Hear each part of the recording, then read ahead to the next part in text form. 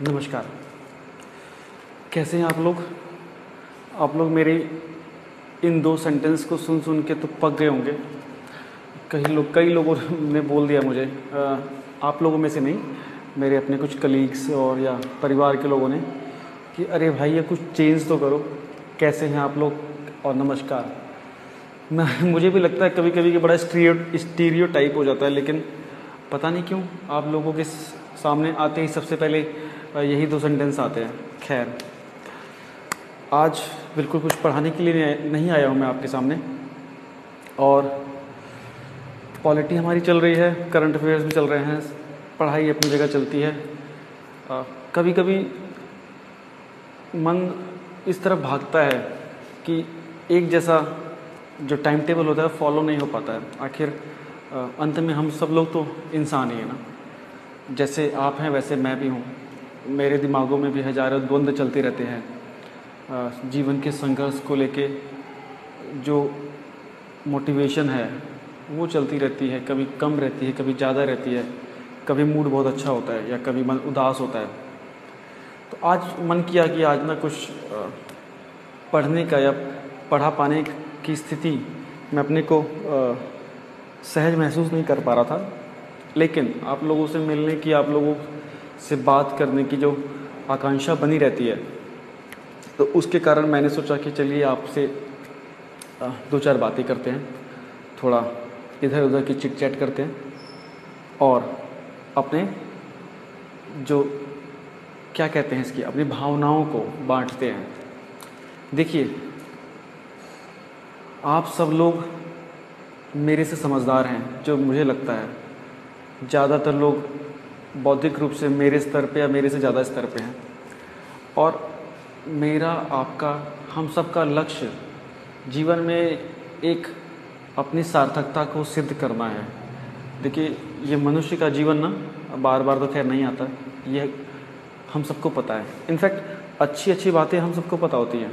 मैं कितना बड़ा गीता का ज्ञान दे रहा हूँ मुझे पता है। ये सबको पता है कि क्या हम करेंगे तो जीवन में हम सफल होंगे और क्या करेंगे तो हम असफल हो जाएंगे। फिर भी हम वो नहीं कर पाते हैं जो हम चाहते हैं, या उसमें कहीं कहीं हमसे फिर कमी रह जाती है। और ये आप में, मेरे में, सब में होता है। कोई ये कहे कि वो अपने इंद्रियों में पूरी तरह काबू पा लेता है तो ईश्वर ही मानूंगा मैं तो उसको।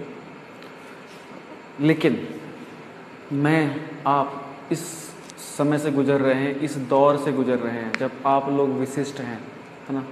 आप लोग अपने जीवन के उस पड़ाव पे हैं कि अपने एक चोट से कोई भी लक्ष्य हासिल करने की पूरी क्षमता रखते हैं, है ना। किसी का शुरुआती चरण है तो कोई अपनी पूरी युवा अवस्था में है ना, इस संघर्ष की। जैसे आप लोगों का संघर्ष है, मेरा संघर्ष भी ऐसा ही है। शुरुआती सफलता अगर देखी जाए तो मुझे बहुत पहले मिल गई थी। जब मैं मात्र 20 वर्ष का था तो ही मेरा सिलेक्शन दिल्ली में शिक्षक के पद पे हो गया, दिल्ली सरकार में। बड़ा अच्छा लगा, और उस त्वरित सफलता ने, है ना, मुझे थोड़ा केयरलेस बना दिया। इतना केयरलेस बना दिया कि मेरे 2-3-4 साल कब इधर उधर निकल गए मुझे पता ही नहीं चला। ठीक है। और मैं शायद अपने दोस्तों में, अपने मित्रों में खो सा गया, या लक्ष्य से भटकाव हो गया, या कुछ पता ही नहीं लगा कि अभी आगे करना क्या है। उसके बाद जब नींद टूटी तो मैंने अपने जीवन के बड़े बहुमूल्य 3 से 4 साल खो दिए थे। इसमें मैंने सबसे बड़ा जो पाया, जो कारण, वो मैंने पाया कि मुझे कोई सही दिशा निर्देश देने वाला नहीं था। मैं बहुत ही मध्यम वर्ग की फैमिली से आता हूँ। मैं यहाँ कुछ इस टाइप का नहीं दिखाऊंगा कि मैं मतलब आपके आगे कि मैं अपने व्यक्तित्व को छोटा करके या इमोशनल कंसिक्वेंसेस खड़ा करने की बात के लिए बातें कर रहा हूँ। मैं बहुत ही हम्बल बैकग्राउंड से आता हूँ, बहुत ही नॉर्मल बैकग्राउंड से आता हूँ। पिताजी दिल्ली में नौकरी करते हैं, अब रिटायर्ड हो गए खैर। और मेरी स्कूली शिक्षा भी दिल्ली में रही। मूलतः तो मैं वाराणसी से बिलोंग करता हूँ, जहाँ मेरी जड़ें अभी भी जमी हुई हैं और हम पूरी तरह से कनेक्टेड है उस प्लेस के साथ।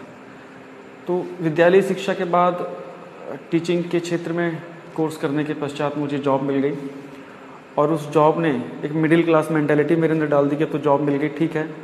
और फैमिली वाले भी इन्होंने भी इतना ध्यान नहीं दिया कि ठीक है जॉब हो गया, कोई इशू नहीं है, अपना जिसको जो करना होगा करेगा। और शायद वो जो पीरियड था, अगर मुझे कोई अच्छा गुरु मिल जाता तो शायद जिस लक्ष्य के लिए मैं अभी तक भटक रहा हूँ वो शायद मुझे मिल जाता, या मैं अब तक अचीव कर चुका होता। क्योंकि मेरे साथ के अभी वर्तमान में मेरे साथ के मेरे बहुत से सहपाठी हैं जो कहीं पे डीएम या एसडीएम बन के लगे हुए हैं। इस चीज़ ने मुझे अंदर से झकझोर दिया कि अब अगर मुझे इतना लेट हो गया है, क्या मैं आगे कुछ कर भी पाऊँगा कि नहीं कर पाऊँगा। इस चीज़ का मुझे दुख था, तो फिर मैंने स्ट्रगल शुरू किया और इस चीज़ की खुशी हुई कि फिर दोबारा से मैंने अपनी लय प्राप्त कर ली, है ना। अगर आप अकेले ही अपना रास्ता बनाते हैं तो आदमी वो रास्ते आपको ना मजबूत बना देते हैं। मैंने हर बार ना गलती को करके तब सीखा है कि नहीं ये काम नहीं करना है। मैं रियलिटी में बता रहा हूँ, इसीलिए मैंने अपने कुछ बहुमूल्य समय खोए हैं। हर बार गलतियाँ की तब पता लगा कि ओह अच्छा ये काम तो करना ही नहीं था। तो इसीलिए मैंने कहा है कि ये हमारे लिए अग्नि परीक्षा का समय है, आपके लिए भी और मेरे लिए भी। देखिए, जीवन में पैसे कमाना ही सक्सेस का पैमाना नहीं होता है। अगर वो पैमाना होता तो आज मैं एक सम्मानजनक पैसा कमा रहा हूँ और इसका मुझे गर्व है। कई माध्यम से, शिक्षा में कई कार्य करने से मैं एक सम्मानजनक पूंजी कमा रहा हूँ, मतलब अच्छी खासी पूंजी कमा रहा हूँ, मुझे इस पे गर्व है। लेकिन असली जो लालसा है, असली जो तत्व है, वो तो जो सोचा है उसको पाने में है। पैसा तो कोई कमा लेगा, मानिए बात। आप सब लोग अपनी जीविका चलाने के लिए शानदार रूप से फाइनेंशियली कभी परेशान नहीं होंगे, लेकिन आपने क्या सोचा है और उसे क्या पा लिया है, जब वो सोचा हुआ पा लेंगे ना, तो वो अल्टीमेट आपका अचीवमेंट कहलाएगा। अगर कोई टीचर बनना चाहता है और टीचर बन जाए अंत में, तो उसके लिए वो उसकी अचीवमेंट है। कोई एसडीएम बनना चाहता है और एसडीएम के पद तक पहुंच जाए, तो उस सोने में सुगंध है। समझ गए आप। तो आप लोगों ने जो लक्ष्य निर्धारित किए हैं, प्लीज़ मेरी तरह मत बनना आप लोग। ऐसी नौबत आप लोगों के सामने ना आए कि गलतियां करके आपको रास्ते बदलने पड़े और सीखने पड़े। इसके लिए काफ़ी तो रिसोर्सेज हो गए हैं, काफ़ी बहुत ही सिंपल। देखिए, सफल होने के लिए बहुत सिंपल काम करने होते हैं और फेल होने के लिए कॉम्प्लिकेटेड काम।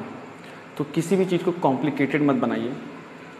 अब देखिए, ये बिल्कुल मत सोचिएगा मैं आपको कोई ज्ञान दे रहा हूँ, बिकॉज मैं अपने आप को उस परिस्थिति में नहीं पाता हूँ कि मैं आपको ज्ञान दूंगा। मैं सिर्फ अपने जीवन के कुछ अनुभव आपसे शेयर कर रहा हूँ। और मेरे जैसे आप में से बहुत से लोग होंगे जो अभी भी इस मृग मरीचिका के लिए जा रहे हैं, और इस उम्मीद से कि कहीं ना कहीं कभी ना कभी इसको हम पा लेंगे। आज मुझे 10 वर्ष हो चुके हैं नौकरी करते हुए, लेकिन मैंने अपने अंदर की इस आग को ना बुझने नहीं दिया। कैसे बुझने दे सकते हैं? आप भी नहीं बुझने दे सकते। जो माता पिता ने जो सपने देख लिए हैं आपके लिए, वो कैसे बुझने देंगे आप? बुझ गए तो कैसे माफ़ कर पाएंगे आप जीवन भर में?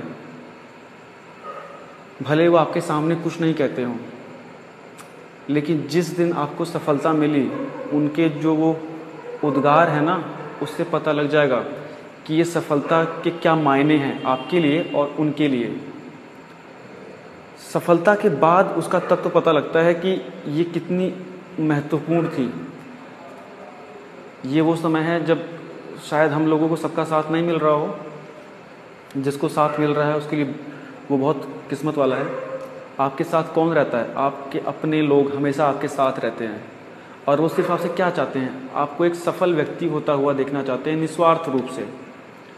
तो प्लीज़, है ना, प्लीज़ इस संघर्ष को लंबा मत कीजिए। आगे का समय बहुत कठिन आने जा रहा है। सर्वाइवल ऑफ द फिटेस्ट होता जा रहा है। जिसने यूपी पुलिस एसआई का फॉर्म भरा है, जिसने जो भी फॉर्म भरा है, सोचिए कि ये इस फॉर्म में, इस वैकेंसीज़ में ही मुझे सिलेक्शन निकाल लेना है। आगे की मत सोचिए। डेली बेसिस पे लक्ष्य बनाइए, डेली बेसिस पे उस लक्ष्य को पूरा कीजिए।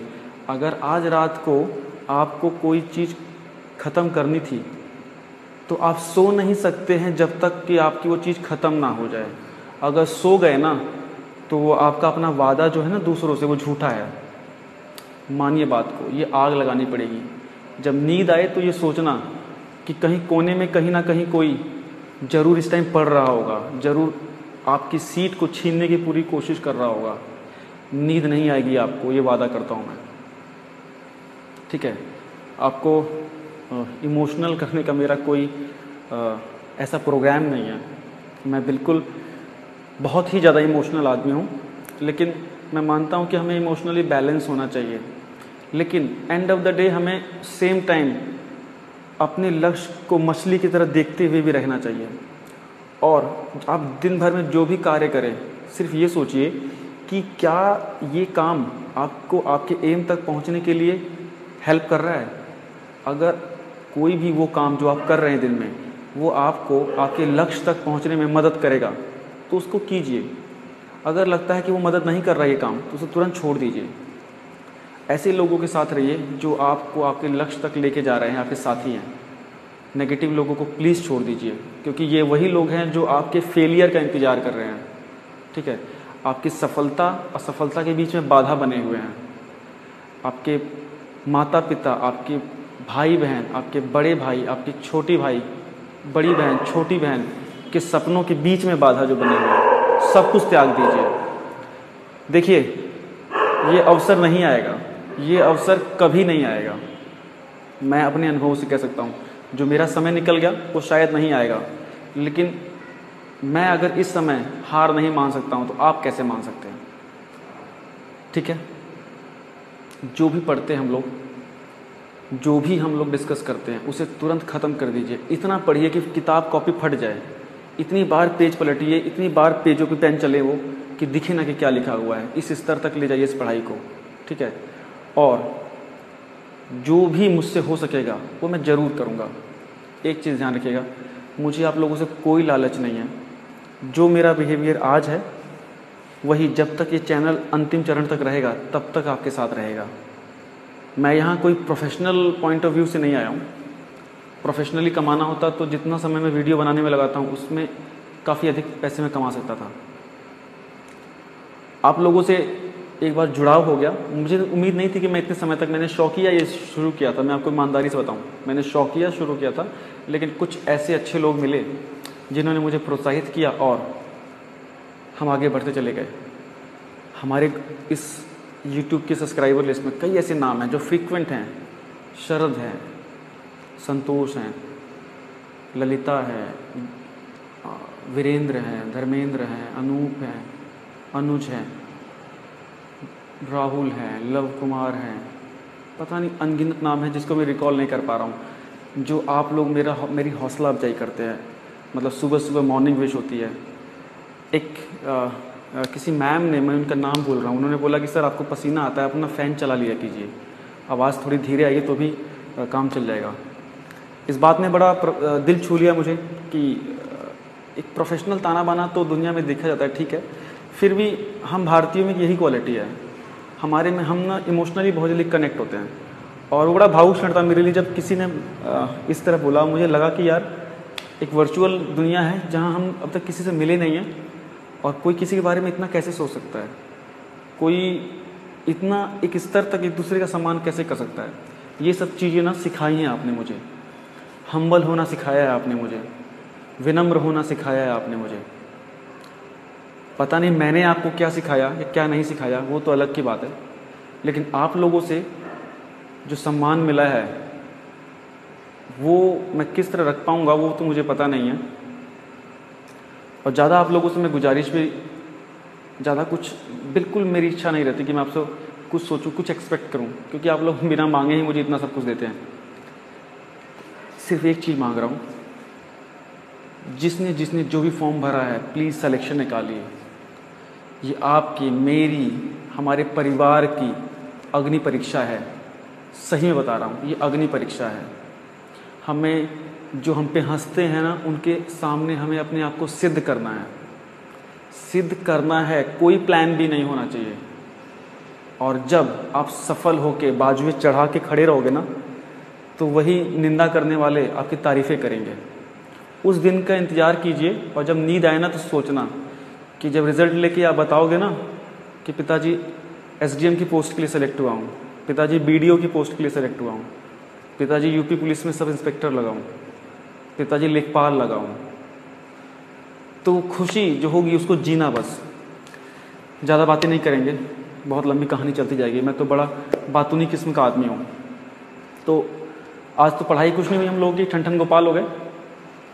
ये कुछ इंटरेक्शन था आप लोगों से स्थापित करने का, और आप लोगों ने जो प्यार दिया है, तो ये मेरा नैतिक कर्तव्य बनता है कि समय समय पर मैं आप लोगों के बीच में आऊँ।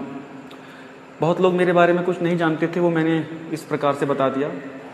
मैं कोई बहुत बड़ा विद्वान नहीं हूँ, बस आपके साथ जो कुछ इतने सालों में पाया है वो बांटने की कोशिश करता हूँ, और आपसे कुछ और चीज़ लेने की कोशिश करता हूँ।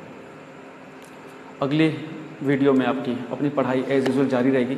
तब तक मिलते हैं। Thank you so much. Thank you.